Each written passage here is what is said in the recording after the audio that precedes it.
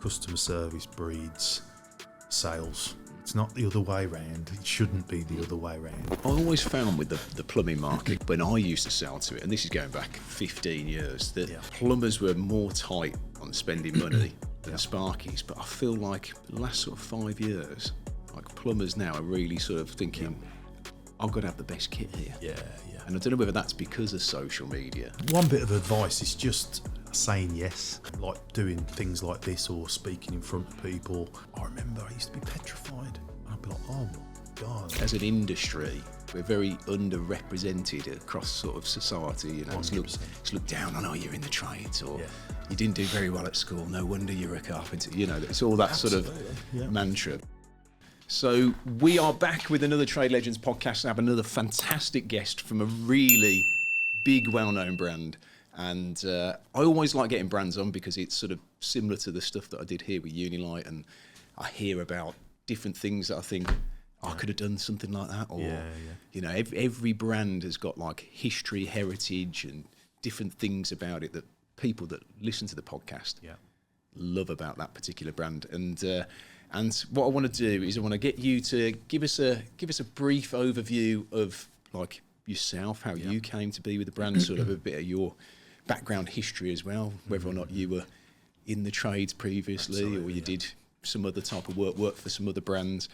And then I want to get into like all about Rothenberger and sort of, you know, what they specialise in, you know, the types of products that people love, you know, hero products that, you know, you're renowned for. You know, give us the spiel about it, and then you can sort of tell us what's coming up, because we talked about installer off camera. Absolutely, and all that sort of stuff, mate. So, so over to a bit about you first. So I started out in the trade working for radio rentals. As a white goods engineer back in 1997. My first foray into it, my brother got me a job in the warehouse working for them, and then went over to become an installer, then a white goods engineer. And that was with, like I say, radio rentals or Thorn Home Serve. I think that was the actual My Side was called. And then from there, I ended up getting a job with Myra Showers, or Cola Myra. They'd just taken over, so I ended up as an engineer there, and I had 14 and a half years there. But towards the end of it, I was starting being asked to come and do their technical marketing stuff. So, you have me doing the photos and all this sort of stuff as the local engineer or whatever. And then I just said, wrist struggling, knee struggling. I said, is there anything I can do here? It's funny you talk about that, because on the last podcast with Mark Allison and Sam from Oval Renewables, I was saying everybody in the trade needs to have something where they can exit doing that job. Absolutely. Because you don't want to be 70 and you're still up a ladder. Because you never, knee pads. Who needs knee pads? And I wish to God all the knee pads. Mark's about the only one that ever bangs on about knee pads. I always say to people now when I do college, I digress, but college talks, I always say, look, you're all 16, 17, 18. Wear your knee pads, look after yourselves, because trust me, you'll know about it. Come off the tools when I was 37. And in the winter time, you constantly do, what's going on with my wrists and stuff like that. So they said, no, there's absolutely nothing on that side. I said, well, you keep asking me to come over. And I love the company, I love the brand, great job, great people. And then still going strong now. Huge, really good brand. And I just won't hear anything bad said against them. I still go into hotels if I'm working away and seeing what showers they've got and things like that, looking, and then I'll remember part numbers, as you do. But then Rothenberger, I'll come on to that, but Rothenberger, they contacted me, or a recruiter contacted me. No idea why. And they just said to me, somebody's interested in seeing you. And Rothenberger were, obviously I knew them because I used to use the tools as well. And they wondered if I wanted an interview. I was like, and this was as a regional sales manager, so fully sales. I was like, it's like they knew. I may have put something on LinkedIn that, I want to go into the sales side. And then nearly 10 years ago now. I'm still here now. I just wanted to be left alone as a sales rep, work hard, look after people, because the customer service has always been my background. And now, I don't know how I ended up doing what I do. Like I say, as you know, we do our own podcast. I go all over the bloody place, training people up from overseas and stuff. It's just, considering I wanted to be left alone, I'm full of shit. because now all I wanted, I'll just say yes to everything. Yeah, I'll do that. Yeah. So you never know where opportunities are going to lead you. I mean, you mentioned the podcast. Yeah.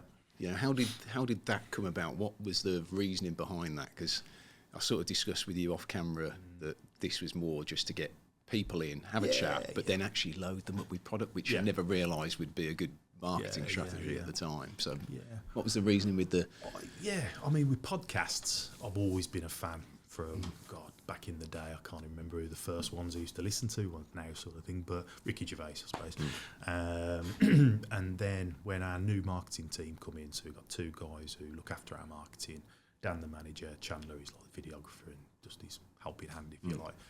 And for about, they've been here for 3 years, maybe a bit longer. And we've always said that'd be quite a good thing to do because, as you say, it's another way of getting the brand out there. After COVID, that's, social media was massive for us, absolutely massive. So these came onto the idea, and I was like, and there was going, will you host? And I was like, more. It's like, go on then. Go on then, make me famous-ish. But no, it's just one of those things. And then I thought, obviously, we've got a few people who we know in the industry, or I know, or I've met over the time in the industry, not just somebody, like famous or anything like that, but plumbing famous, I call it, sort of thing. Are you the first then out of the sort of major plumbing manufacturers? Because I haven't really seen anybody else do one. I think brand-wise, it was frustrating for us because we was on about it for ages, and then there's loads of, I don't know about manufacturers to be fair, but like Follow Yourselves and Trade Apps, Harith Timber, Paul Bullivant, he's their commercial director, and it was probably him who I've known for years from social media. But manufacturers, I don't really know of anybody else. Because there's only really Stabila with... Yeah, I've noticed they do. How long have they been doing it? 4 or 5 months, something like that. Right, okay. So there's not many manufacturers that actually have their own podcast. Yeah, I think the main thing for us, and from, me really, because I think I'm quite controlling without actually putting it out there as controlling, but I want us to be known as like a brand who will help when we can. We're not robots. I'm not just going to do corporate looking videos every 5 minutes. I want to be able to be, I don't know, in a merchant or at the show and just go, get your phone out.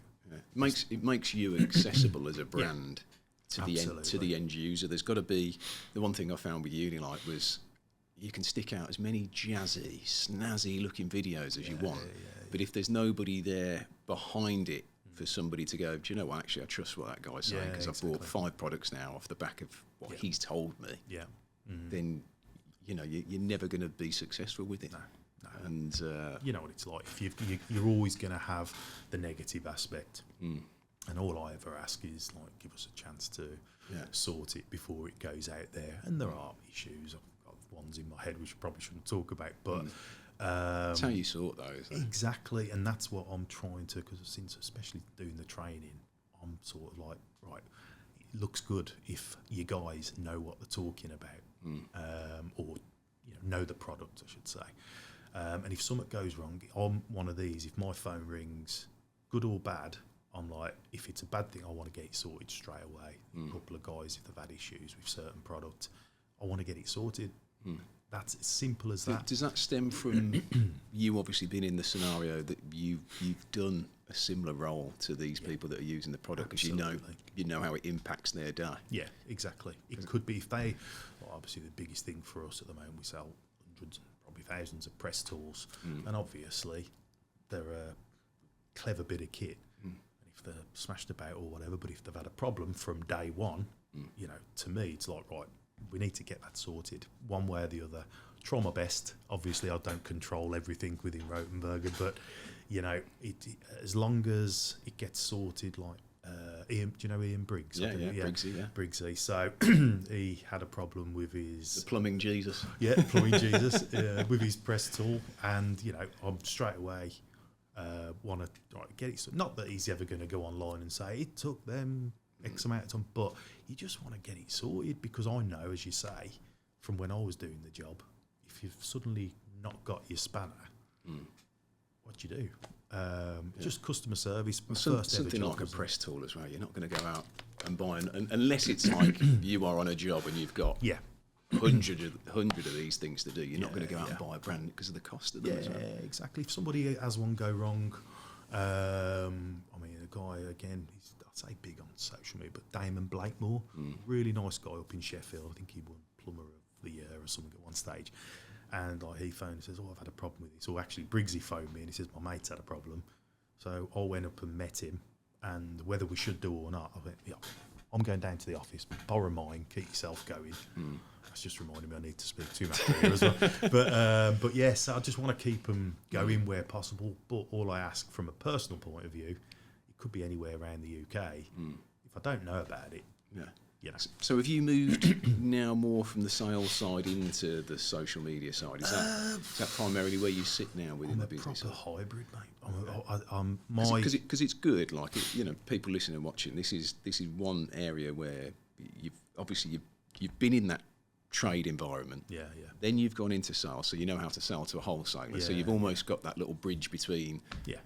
The end user, the wholesaler, you're in between those, but then you're doing the social media, so you sort of know what they want. If that makes any sense. So it's a good mixture of. So my role, my title is called UK Products and Training Manager, but I would say my role evolved after COVID when hair was down here, beard down here, all this sort of stuff. I was just like, I just lost my... Looking like Pat Sharp. Yeah, you know. But I just lost it. Had a few issues up there, I would say. And then when they called me back to start doing videos before anybody else, we need to get product out there. You had to go for a fresh trim. Weren't allowed, was we? And my first one, I was like, there's videos out there on YouTube. There's videos of us where we're all in the office, I think.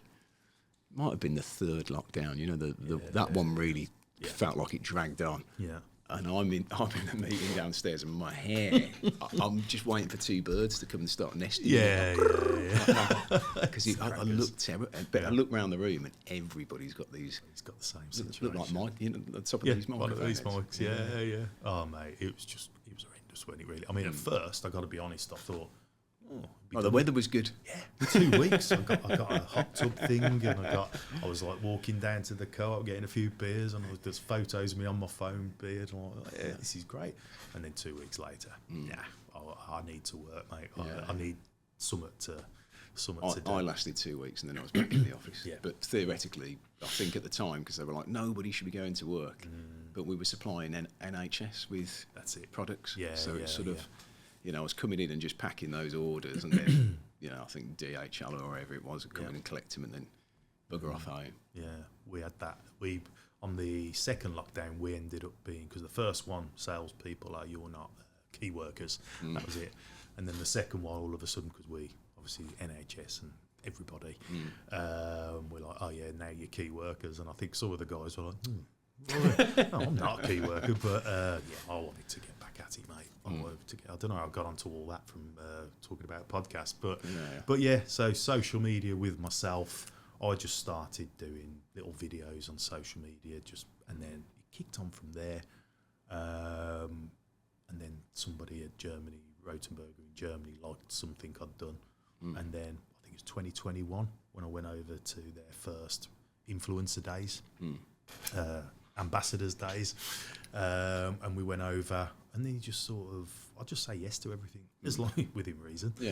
Just say yes to everything, because my cogs never stop. I've got a work ethic. That's one thing I thank my dad for. Is a work ethic. And then you just, I don't know, if I see something there and I think that'd look really good if we just went.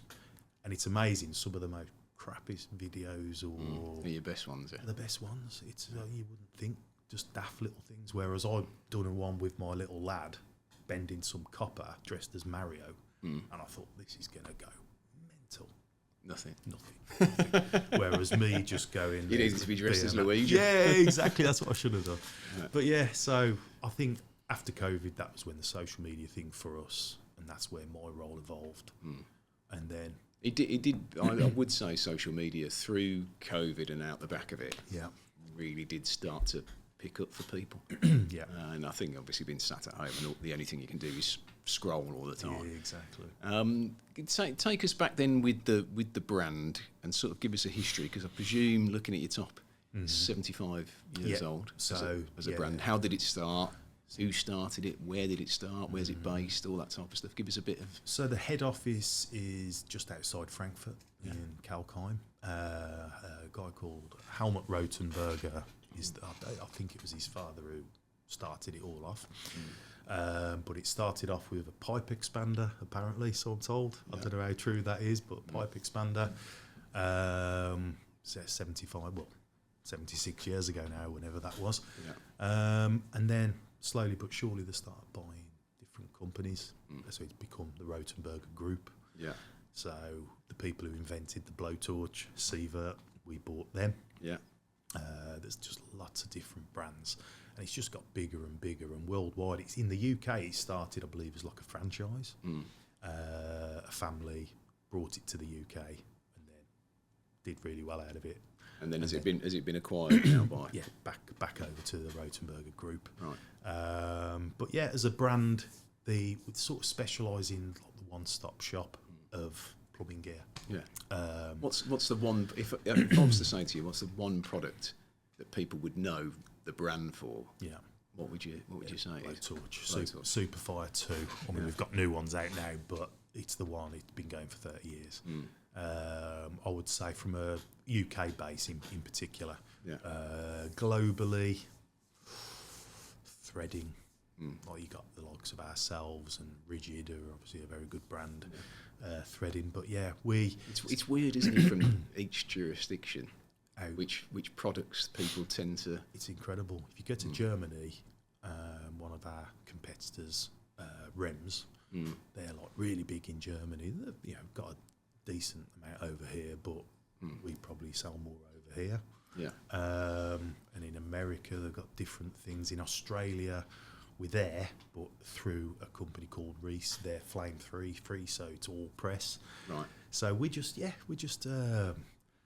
don't know, we soldering in the UK has always been big, but now press has just gone ballistic. Absolutely ballistic, and it's just it's great because there were some people like Mark who were clinging on, and now he's Mr. Press. Yeah.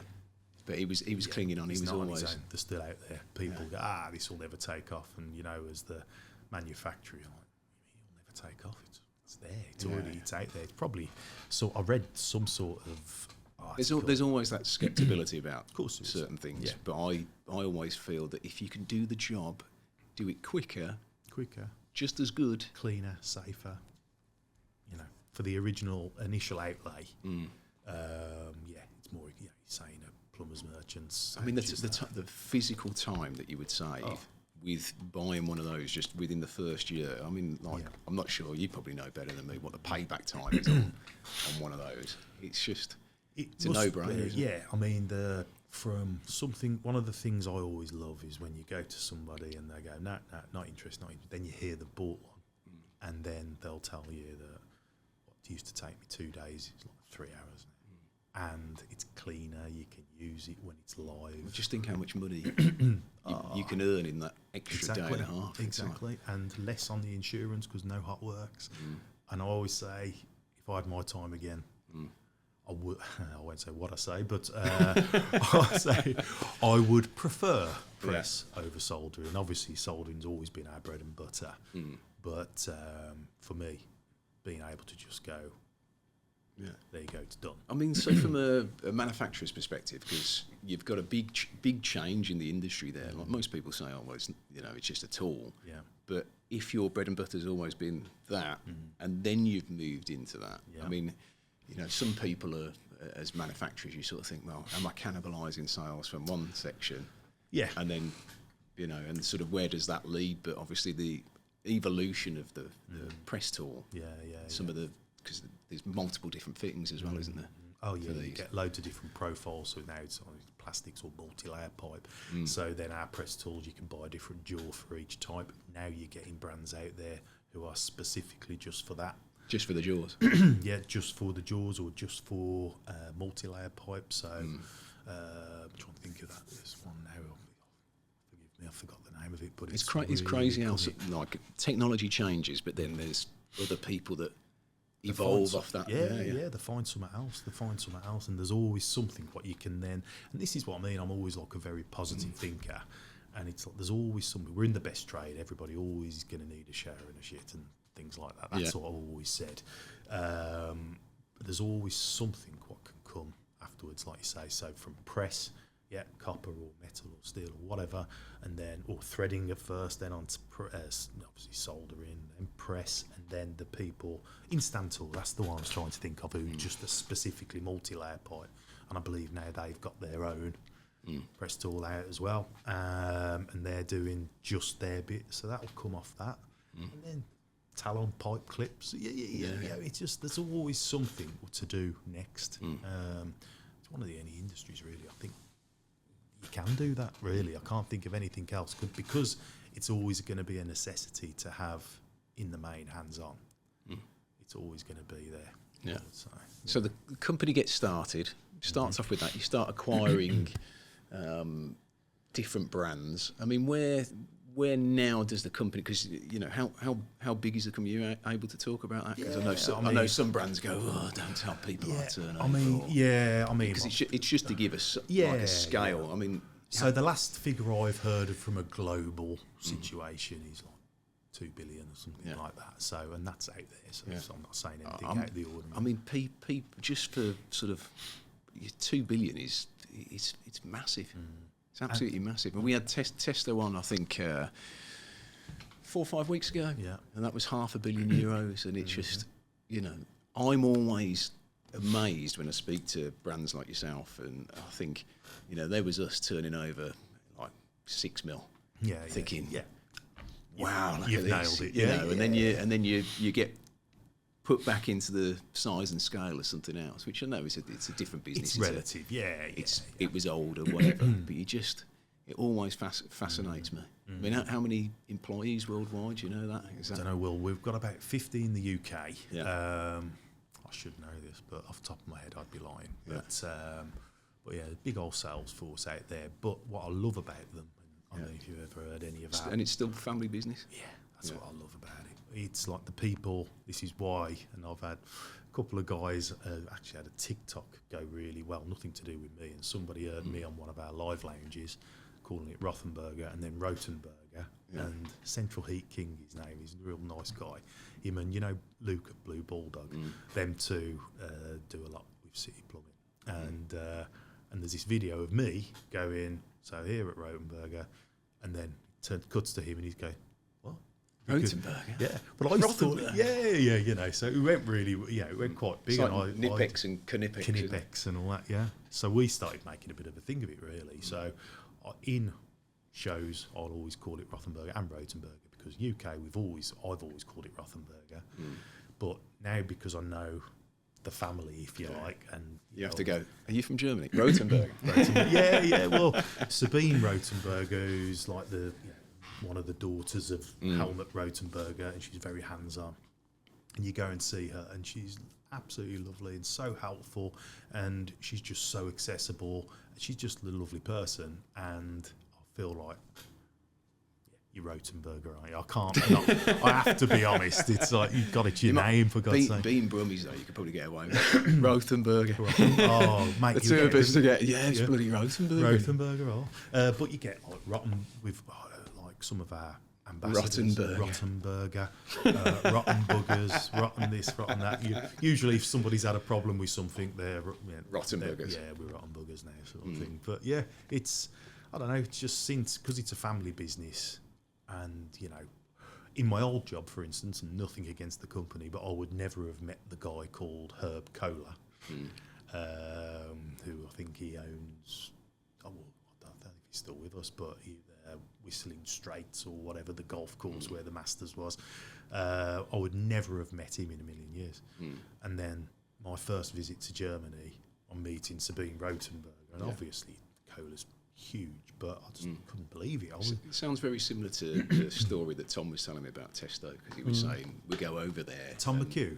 Yeah. Ah, he been on here. Yeah. Oh, and he was talking about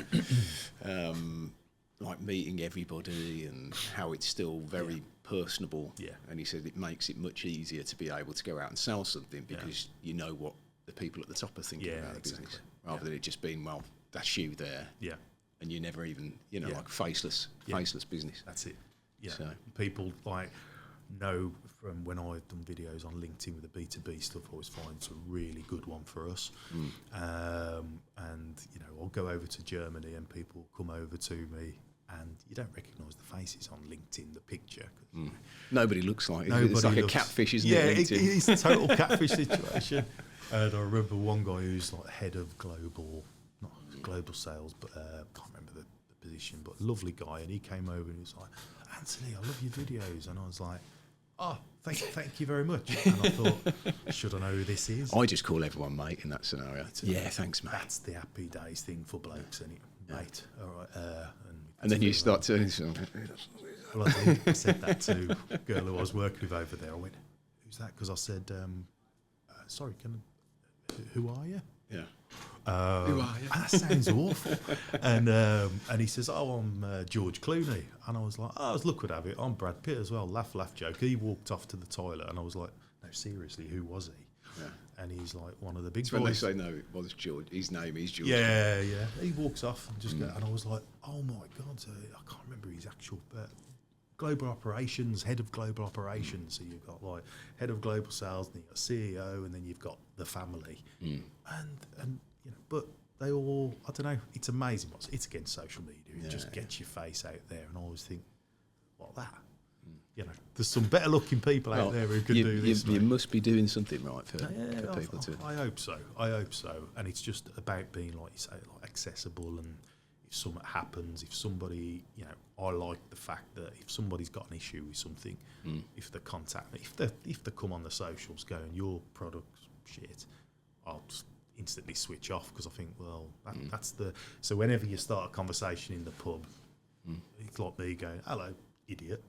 You don't start. Normal people don't start conversations like that. Internet people do. Oh yeah.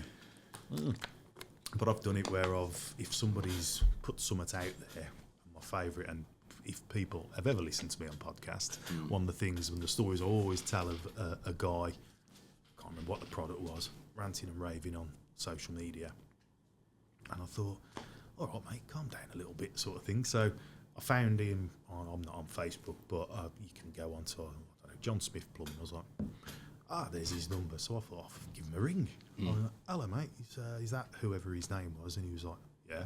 I went, it's right, it's Ant from Rothenberger. And I said, I just saw your post on social media. He goes, oh, no, I'm not having a go at you. No, I'm not asking. I just wanted to know, just to Can I get it sorted? Can I get it sorted? What did customer services say when you rang them? And I haven't rang them. I ain't got time to do that. Oh, right, so you just went straight on the socials then. Fair enough. Okay, so now I understand the picture. And I just loved doing things like that, because if I've got a problem with something, Sky, whoever, first thing I will do is try and contact them. And if you're not getting any luck, then I'd go to social media, and then I'd say, hello, I'm trying to contact someone, before you start going, this is shit, don't buy one of these. It's society, mate. I think some people just having a bad day sometimes. And the first thing to do is put it on social media. Yeah. I think it's a huge thing to do with it. Bad day, everybody else has got to know. I hate that water. Yeah, shit. Do you know? They've got to tell somebody something, and it's So I want it to be good. I like a happy life. I like people to be happy with our gear. It's never going to happen fully. It can't. For all the people who hate something, there's loads of people who love it as well. But you don't hear off them, do you? As much. If your products went wrong, it's the shittest thing. Yeah, well, I used to have to deal with a lot of them. Yeah. So, and most people are pretty reasonable in that scenario. Yeah. As long as you try and sort it, I think that's where I am. So what's the what's the sort of future plans then for the brand? I mean, have you got any? Because I know Installer's coming up, which is a big show for you. It was for Tom when I was speaking to him, and I think most brands that exhibit there, it's a phenomenal show. I know they've got the one in New York, I think, going on at the moment. Is there anything that you can tell us that might be launching at the show? Is there any new stuff? Is there any stuff that you've got coming down the line that you can talk about or even tease out to anybody listening and watching? What's the future plans for the for the brand? To be honest, as it stands in the UK, because it's always our flagship sort of show. And to be fair, speaking of Tom at Tester, they nailed it last year with those marketing aspect, a little like a solder box or something. Everybody at the show there was next door to us, and everybody at the show was walking around, and I thought that's the sort of thing we'd like to do. So we're thinking of stuff like that. Press, we've got a brand new press tool out, which has been out a few months now, but we'll be obviously concentrating on that. But if I'm honest, myself and Dan, the marketing manager, after tool fairs are done, I'm going over to Ireland, Plumex, a couple of weeks as well or something. We have to do one thing at a time, because we haven't got like hundreds of marketing people or hundreds of people on the sales side. It's literally, if we're doing something towards it to do with the show, Dan, bless him, marketing manager, he's a man of many talents. He just builds everything for the show, because it's all watching what we're spending. So for the installer, really, I think we always come up with a game of some sort. But I can't really tell you much other than press tools, and we've got new Row Infratect, which is a thermal imaging camera. Is that coming out of the show? It's out now, but we'll be making a big play on it, because not the cheapest, but my God, it's a great bit. It looks like a phone, and that's what people sort of look at it straight away. So when you're talking to people about cost, it is nice when somebody says, "How much is that?" and you're like, 650 quid, and every now and then you do get people go, "Oh, it's not as bad as I thought it'd be." I'm like, God for that, because you're expecting somebody to go, I think the thing is, some people's initial reaction will go like that, but if somebody's using it all the time, and the payback for it, like I always used to try and make a product where I thought, if this can do that and it can just turn around, am I actually saving somebody time? And is somebody going to go, "Oh, do you know what? I've got that hanging up there, I can just turn it around." Like just little things like that that subconsciously the user over time goes, "I can't live without that now." Yeah, absolutely. We do a lamp, which is brilliant for a cost-effective lamp, and obviously, as I say, we concentrate on press and soldering, but we obviously the one-stop shop thing. If we're in a merchant, we want to offer them everything. And this lamp, brilliant bit of kit. But one thing somebody said, just could do with a magnet. And I think it might be Lee Brown and Peaky actually, that I think he has stuck a magnet on the back. And it's somewhat as daft, but obviously it's not what we concentrate on. But that's the beauty. I've always banged on about it on here, of social media, because you can watch how people are using your product and go, "I see a few people struggling with that," or "I've watched them and I didn't realise that they're using it for that as well." And all of a sudden the process of developing a product completely changes. So it's good to get brands on, because I always feel like, if anybody's listening and watching this and they've got a complaint or they think something can be improved, brands want to know about it. It is like it's like gold dust. If somebody came through to you and says, "Oh, like I've got this, but could do with, if you put a magnet there or you put one there so I can have it like this, so I can do that," and then it's problem solving, and it is. We can only do it from feedback. And if one person's thinking it, 9 times out of 10 there's 2, and if there's 2, there's 4, and if there's 4, there's 8 people thinking about it. And it is sometimes when you're at shows and stuff, to go, "Well, what have you thought about?" And obviously, what's worse though is when loads of people tell you go, and they do it in front of hundreds of people at a show. It's marvellous, it really is. Because obviously we produce all our own tools. We've got factories all over Europe. Again, companies we've taken over, like we've got a forge in Spain, which was a company called Super Ego. So generally, it's looking at it, it's a lot of competitors at the time, and they just swallow them up. But they've got a forge in Spain, so we've got all these different factories where we produce stuff. But in the UK as well, we obviously get approached a lot about what you think of this, what you think of that. And me being me, I'm too nice. I'm like, I'd love to help him out. And you can't always do it, sort of thing, like, so we produce a lot in the UK for the UK market because it's different.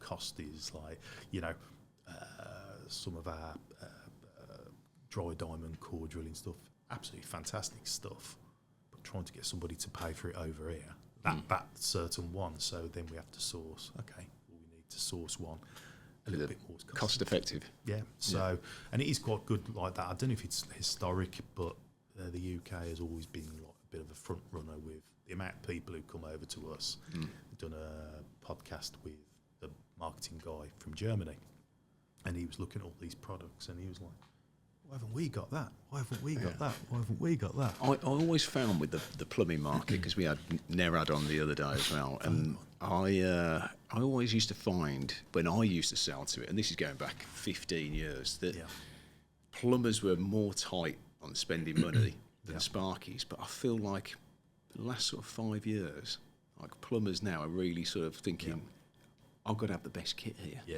And I don't know whether that's because of social media. And again, brands seem to overlook that power, that if they see lots of people using something and then somebody consistently going, look, I love using this, because it just, it snowballs from there, doesn't it? It's just, I think with product like, we've got electric pipe bend. It's probably my favourite thing we've ever done. Electric pipe bender, and it's always the one what hits the mark at the show. Everybody comes around. The guy, skills builder. Is that Roger? Roger, that was it. Biz. He's been on this, right? Oh, has he really? His episode, actually, Roger, because he's like the fountain of knowledge, isn't he? His episode is the highest viewed episode we've ever done. I think about 42,000 views, I think. Okay, all right. So, I'm gonna do something good then. But we need some clickbait off. He's a good guy. He came over to our stand and he says, "Oh, I saw this," and I was like, and I recognised his face. But I'm one of these who, if ambassadors or influencers like come over and give it the old, I am. I'll go the opposite way. No idea. And to be fair, I went, "Oh, hello." He says, "Skill," and he was a nice guy, and he just got me using the product. And then a while after, I saw it over on his page, and it got a really good load of views. And I thought, bloody hell, it's an amazing industry. It's an amazing sector, the whole social media thing, because if you get somebody who's, everybody knows him, everybody knows his face. I think he was one of the original YouTubers, Roger. And I think his sort of niche and how he presents stuff is he's very like, he wants to go over like the technical side of things. Some people will do it and they'll show you how to use it, but they don't really tell you about. He's very old school, where he'll tell you about the product and the reasons why he thinks it's good. I think that works. Works well for him. And you do get people, sometimes, heaven forbid, but you look at comments, and I've had it with things where, that was it. He was on about how you can dispose of a bottle of gas, empty bottle. So obviously, common sense should prevail first, but a lot of scrap merchants won't take it because they think so you can actually dispose of ours is a little gas vent key, and then obviously the good thing to do, give it a shake, put some water in there or something, leave it for a bit or whatever, and then get rid of it. Chop it to prove to the scrappy it's empty. And obviously, some guy comes and says, "So you're telling me I've got to get my angle grinder on that bottle of gas which got a spark?" And I'm like, "Oh God, yeah, that's it, mate. Do it full as well if you can." It's obviously you guys are the engineers as well. You got to do due diligence first. We're not saying do that. It's just in comments, and I dread to think what some of the comments. These people have been letting loose in people's houses, though. That's what worries me. It's scary, isn't it? Just the type of people who they are, and I've got loads of stories about things like that, and one's definitely not for on here. But it frightens the life out of me. What sort of people come and go into people's houses or businesses? They don't care. I saw tradesman walking with a carrier bag of his tools. That'd probably be me. Yeah. I forgot my tool bag. I've been to Sainsbury's. I got a Sainsbury's bag for life. Yeah, it was cheaper. But yeah, and then they don't know the difference between flow and pressure and all these things. And I'm like, oh my God, this is supposed to be a trained tradesman. Scares me. That's one of the reasons I want to come off the tools, because you just get into these debates with people where they don't know what they're talking about. And I used to just sort of smirk a little bit. Problem is in the industry sometimes ego. Yeah. And people don't want to say, do you know what, actually, I've just watched what you've done there. Can you talk me through that? Yeah. It's just, what are you doing, what are you doing like that? Yeah. I'll put just pipes, just stick them Mark together. gets it in the comments on YouTube every week, which is and because obviously Mark's not really big on socials. Well, he goes. I'm like, Mark. He's like, no, I love it. I've got to go with it. Fair play. That's the way to do it, though. If you've got that sort of following, obviously I'll work for a dirty manufacturer, so obviously I'm in the firing line regardless. Yeah, if you have to be happens. a bit more. And you can't say certain things, but people like Mark keep doing that because he's usually sat here, obviously. But people like Mark, I think fair play. He obviously knows what he's doing. Somebody, Blue Bulldog, Luke, lovely lad, and he's coming over to Germany with us on our Ambassadors Day, Influencer Days this year, and he was like, he posted something about a customer or somebody. He posted a post, and then next thing you know, it was 100 plumbers saying, "Are you working for Rothenberger? I bet they're paying you loads." And I'm like, and he's going, "No, it's just a bit of kit. They've given me a bit of kit. I'm working with them, so I'm just telling you if it's any good." He would never go on there and say it's the best if it's shit. Yeah. That's why we like to work with people like that, because generally he's sort of a trusted guy on social Give you an media. honest, yeah. And I am always biased when they're from the Midlands as well, if I'm honest with you. But yeah, and the amount of stick he was like, it was good good stick, I will say, but they were all saying, "Oh yeah, how much did they pay you to do that?" And I'm like, I sense a bit of envy here. There is a lot of that. Yeah, absolutely. So what's future plans for you then? What would you like to do with the brand? See the brand do? What's the thing now for the brand? What do you think? What do you think they're going to do? From a personal point of view, I think social media is absolutely huge. I just see, because I do the training now internally. My sort of dream is the sales team, internally and externally. Obviously, time. It's lovely if you've got more time, but I want the brand or people in the brand, and there are a few now, to be as passionate about it as I am. I am absolutely. I've been offered different things, and people have tapped me, and I'm like, I really want to make this work here. I'm not getting any younger. I see this as should be. Your last swan song. My last swan song. I want it to work. Yeah, and I want everybody in our office to be on the socials. Rothenberger, Katie, Rothenberger, whoever. I want them to feel like a part of a family, a team, or whatever. And it is difficult because obviously they just see themselves as just answering the phone. And it's like, no, you're not just answering the phone. That was one thing I pushed in here, to get everybody onto LinkedIn. Put a post out, like stuff, interact. I even said to people, network with other people on LinkedIn.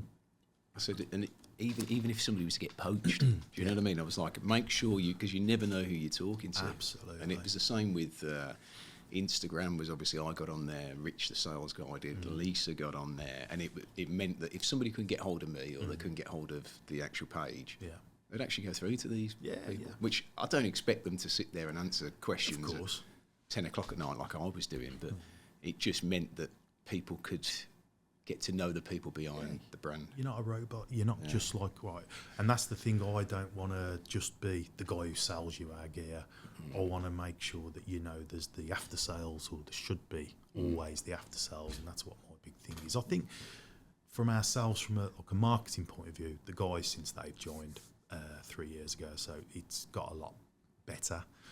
No offence to other people who's obviously used to work with us, but you know, they're passionate as well. You can see they're passionate and doing things like our podcast. And at the bottom line is what people need to realise with this sort of thing is it's all brand awareness. It's all getting things out there. But at the same time, we want people to know that I always used to finish off our podcast with, right, I kind of got to at least ask you one Rothenberger question if they're, you know, if they're in that trade or whatever. But at the same, just accessible, just being there. I want all our reps now, to be fair, they're all on the socials. I don't know what the thing for me. I just want us to be that name. I don't want us to be like, oh yeah, everybody look at us and like, you know, because you're a target then all the time. We're a target now because we're probably in plumbing tools market leader. Yeah. But I want to back that up. I like to back that up and make sure everybody's happy. And if something goes wrong, we try and get it sorted quickly, effectively, and all that. It's just, mate, it's my background, customer service. My first job was in a cinema selling popcorn, you know, when I was 16. And I just want to selling it or eating it. Well, yeah, that used to be the hot dogs down by the skip after, you know, you got to throw them away. Yeah. But yeah, it's always been like customer focused. I always used to say customer service breeds sales. It's not the other way round. It shouldn't be the other way round. If you are there and people know, I've had people, my mate had one of them, went wrong. I'm like, all right, okay, well, here's my card, here's my number. Did he contact anybody? And then by the end of that guy's probably bought one. You know, because I'm thinking, you know, answer your phone. Bugbear of mine. If you can, possibly. If my phone rings, good or bad, and sometimes you know it's going to be bad with some people, you know, straight away, always answer the phone. Just be proactive. Oh, it just gets worse for you if you don't. Exactly. So, you know, out of offices, if I'm working in Germany, I've still got my phone, but I'll still put an out of office on saying that I'm in Germany. I'm not going to be there, so I might not be as quick to you, because I just want them to know, whoever's ringing, good or bad, I am on it. And what I would like is to get to the point where I can just chill overnight, because I can't. I'm just like, at the moment. Yeah, same as me there. Oh mate, it's just madness. So what's one bit of advice as well that you give to somebody listening and watching, whether that's like from your trade days, working in the trade, or like somebody who's potentially in the trades might go into doing what you've done and go working for a brand? What's one bit of advice that you'd live by? One bit of advice is just saying yes. You know, or just like doing things like this or speaking in front of people. I remember I used to be petrified. I'd be like, oh my God. And when I went to China, I was training the Chinese sales team on some products, and then they took me around, and all of a sudden there's this, you know, the pull-ups, what they have in merchants. Yeah, the pop-up banners. There's a picture of me and two Chinese guys. Like that. Yeah, that sort of thing. Like, you know, I'm like, oh, that's nice. I said, why is that? And she went, oh, it's welcome. I was like, oh, right, okay. And she goes, and it's you and the other two speakers. I'm like, oh God. I was like, what? It's all right in China because you can speak in broken English. Well, that's it. But it's like, and she goes, oh, don't worry, you're top. You're the main speaker. I'm like, Monica, I didn't even know I was going to be speaking. Weirdly, it worked out better because you haven't had time to stress. And I was in front and walked in this room. There's loads of people. I was like, oh. All doing that. Yeah. But luckily, what was good about it, because obviously a lot of them didn't speak English, and I definitely don't speak Mandarin. I was so, hello, I'm Anthony from such and such. And then she would do the translating. So every sentence I had, I was able to think of something. So I would just say, I say everything. I spoke to Liam at Komodo, who was on The Apprentice, but also the power to say no to things as well. But you miss out on a lot of things because Mark was talking to me actually about public speaking, and he got told, do you want to come and do a talk somewhere? I can't remember where it was, and he was like, it's my first ever time of doing it. And I was like, but once you've done it, if somebody else asks you, you'll go, oh, okay. Kind of look forward to it then, weirdly. And then it's sort of, you know, it becomes something else that you've done. So if somebody ever said to you, you know, like, oh, you host a podcast. Yeah, I do talks. Yeah, yeah. Do you know what I mean? And do you ever, from your point of view as well, do you ever sort of, because I'm always playing myself down, and obviously you do a podcast successful in your business and stuff like that. Do you ever sort of, I don't know, find yourself, I play myself down so much that I always think you've got to be humble. I let other people talk for me. Yeah. So it's sort of, you know, here, yeah, we were very successful, but I don't have to go around telling everybody because who am I trying to impress? Yeah. If somebody else went, well, do you know what? Al took Unilight and it trebled in size, whatever it was. Yeah. Then I feel like, well, that's recognition for me. I don't need to talk about it. And it's the same with the podcast. Obviously, like the podcast does well, does really well, and it's sort of, you know, people come onto the show and they go, I've always wanted to come on here. Yeah. And that to me is enough. I then don't need to go, wow, you know, we're the biggest podcast we do, blah blah blah. It just doesn't. I'll throw bouquets at you a sec, but you are the big. I would say you are the biggest. I think we were the first. Yeah. And I think that's, you know, you get that first to market. And sort of everybody else has to play catch up. Whether or not it's like the biggest one, I don't know, because I haven't looked. But I always feel great about what we've done here because, like I say, we'll get some guests that come on and they're like, I feel like I've made it now. Brilliant. And to me, it's just a podcast. Yeah, do you know what I mean? Yeah. It's something that I've been doing now. That's a compliment itself. Almost 5 years. Is it really? Honestly, the time is just crazy. That is. And is it from COVID? So going into my podcast host head now. So I think 2020 was COVID, wasn't it? Yeah, and I had the idea probably 2017. Yeah. And I had drawings for the set, and then when COVID hit, because those first 2 weeks, I'm like you, I couldn't sit still. I messaged Carpenter Townsend Interiors, who's done like all my cabinetry at home. I said, look, I know you've done this design. Can I change it? So he changed it, and then I was drinking beer in the back. I was like, this beer's great. Turns out it was a beer company down the road that Mark used to work at. Mark? He used to deliver milk for them because it used to be a dairy farm, Church Farm Brewery. If ever you Church Farm, yeah. Towards Hatton. Yeah, of course. That's because they've got a tap yard there. So if ever you want to go down on a Friday. Hatton as in like Burton-on-Trent? No, by Warwick. Oh, Hatton down here. Yes, I know exactly what you're on about. So, I called her and then started making the beers. We were brewing the beers, going over there, COVID. And, you know, we then needed to extend the office here because we didn't have enough space. And this all used to be mezzanine. Right, yeah. So I put the set in and it just sort of, it snowballed from there. And it was like, you know, we did it and didn't know what was going to happen with it. And I probably thought, well, you know, 6 months and no one will listen to this. We were doing one a month and it went to one every 2 weeks. And now we try to do one every week, which you can't always do. And it just, over time, people would say, can I sponsor it? Can I do a giveaway with you? Can I do this? And I was like, for 18 months, I was like, I didn't want to take any money off anybody. I don't really want it to be like that. Do it for that reason, yeah. And then when people started going, look, I really want to get involved with the show, it's sort of I've got to be fair, when you messaged me on Instagram, I was like, there is an element of that edit thing, because it's one I've always listened to, or mainly listened to because of driving and whatnot. But like, you do want to be a part of this one. Obviously, I think it's the one I know in a big way. The guys I went down and did trade apps with Kieran and Pete. That was good laugh. I mean, the thing that I like that sort of spawned from this is obviously we did it, and others have come along. Yeah.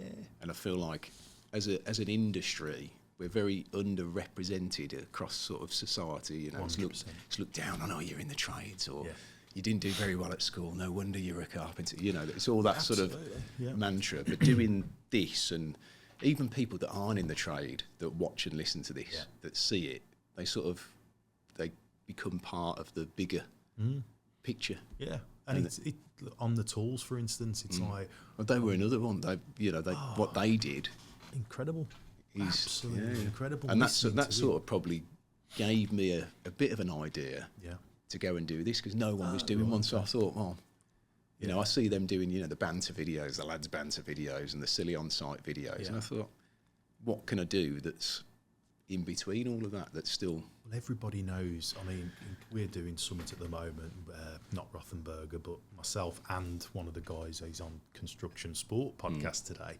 We're doing like a charity thing. And Lee on the tools was definitely what's the word I'm after? He was the reason, basically. He was just I went to Parliament to talk about tool theft and all that. Not me personally, I was just invited down there and have a listen. And I met Lee, and I heard his brummy tones. So I was like, oh, so I had to ask. I got chatting to him. And then with the on the tool stuff, and then he said who he was. And I was speaking to a lot of other people who aren't in our industry, and they were saying... people know on everybody watches it. Everybody watches his videos. Oh, his videos, their videos. Yeah, they've done well at Adam yeah, really well. yeah. I went down to the offices and I thought, this is proper quirky. I love that sort of forward-thinking aspect of things. But that's... and we're on radio next week for this thing, and we've said to Lee about coming on as well, because he knows... Of course he does. Ed James on Radio WM, I think it is, on Monday, and he said, "Oh no, well, he says I know him. He says I'm more than happy to come." I says, "Mate, you're going to be able to speak about the charity thing a lot more eloquently than me, because it's your construction sport, project 7,000." Because the construction sports at Essex. Sorry, this year as well, isn't it? So I think they're doing that. Strongest trade, is it? Right. Oh God. That's going to be a thing there. Super Trail. Right. Okay. What's that going to be? They just said they're going to do it's almost like a tradie strongman, I think. Yeah, that'd be interesting. So I'm doing that. Bricky's got to be all there. I found that quite funny. Yeah. But yeah. So from what was I saying about on the tools tool now? I've totally forgot. No, it's gone, mate. it was just you were talking about, obviously, the radio and stuff like that. Yeah. But yeah, so they sort of, I don't know, got to know him. Loads of things have been happening recently where this has happened, that's happened. And that project 7,000, that really touched me, that did, when I was listening to people talking about This is the beauty about social media that I said to you, is you do one thing, people think, a lot of people, and especially brands, are in it because they think, what am I getting out of it? But actually, if you do a lot of things along the way and people come and help you, you eventually suddenly go from there and you're like, hold on, I'm here now. And we've done all of this. But actually now I've got a following from that, which they want to support you because you've supported in these things. It is. It's something myself and Dan Haynes and his band, they're so talented. I don't know. Have you seen anything on the socials with the charity thing we do? No. It's just snowballed. So my dad passed away a few years back. He's a musician, a fractured relationship, don't get me wrong. And then my wife found a video when we was clearing up his place of him playing the ukulele, singing this England World Cup song. That rings a bell, that does. Who sung that originally? Google. This is probably 2 years ago now. And he passed away. So my missus she was like, do you really want it? And I was like, no. I says, I'm going to play that to people. I says, that's really good, in fairness to him, even though through his up here, we went opposite ways. So then then I met Lee on the tools, who, he started talking about projects and mental health thing. Then I met a guy from Band of Builders at a college, just all chance meetings. Then we have a new rep start at our place, same surname as me. I played it to him. I says, have you heard that before? I says, it definitely rings. And he turns around and says, no, I've never heard that before. He says, it sounds familiar. He's in a band. He says, do you want me and the lads to have a play with it? And doing that, and now we had our launch gig a few weeks ago. It's been pre-ordered now, released on April 3rd. It's just gone and I do think it's like a not spiritual thing, but my dad weirdly as well was a spiritualist and all this sort of stuff. Like a thing I used to do my life by. Have you heard of The Secret? Yeah. Where the law of attraction, all these things keep coming in and happening. and we got like a World Cup song, and you feel like a right idiot saying it. Like, yeah, we're releasing a song.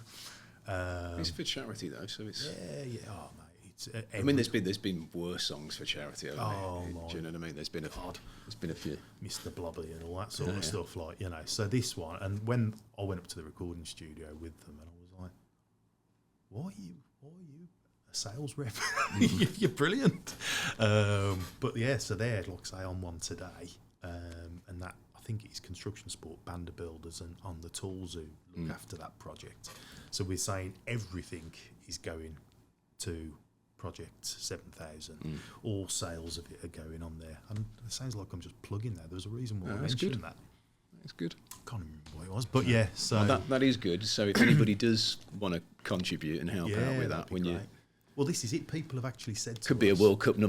Oh, that'd be great. Could you imagine? You never know, though, do you? You never know. And the story behind it with my old man and all this sort of stuff, it works quite well. But it's like we've had people say, "Oh, where can I just donate?" I'm like, it's not just about, you know, pay £1.79 and pre-order it instead, because they're saying, I'll give you 50 quid. Well, the thing is, as well, is that people don't realise if they just buy it and then it gains more traction, then more people might buy it. So it's exactly, and it's all, like I say, for the World Cup 2026, all sales are going to Project 7000. But we are going to do a Just Giving page as well, because everybody keeps saying, "Oh, can I just give you some money?" I'm like, okay, we're missing. You want to get them to buy the track, because the more that gets pushed up. Yeah. Imagine if something happened to it. But it is. It's a catchy little song, and they've done wonders with it. They really have, to be fair. But it's, you know, watching it, and I'm like, God, it's my dad's song. You know. That's good. But it all ties in to the story of the mental health and all that sort of stuff. But yeah, there was genuinely, it sounds like that's what I was going on into. No, it's good. But I can't remember what I was talking about that for. But anyway. No, that's good. Well, I just want to say from me, thank you very much for coming on. Anybody listening and watching, obviously keep an ear out and an eye out for the song, because obviously Lee and plenty of other people, I know Joe Screed Pappy's done the stuff for that Project 7000, and it's sort of you know, everybody that works in construction and the trades, it's a big thing, like mental health and stuff like that, which I know predominantly us guys especially, we don't really talk too much about it. So if you do hear it, or you want to support, obviously, you know, keep an eye on your socials and stuff like that, and the stuff that Lee and the On the Tools people are doing. But yeah, thank you very much for coming down. I appreciate it. Pleasure. Thank you for asking me on. You're welcome anytime. Brilliant. And enjoyed it.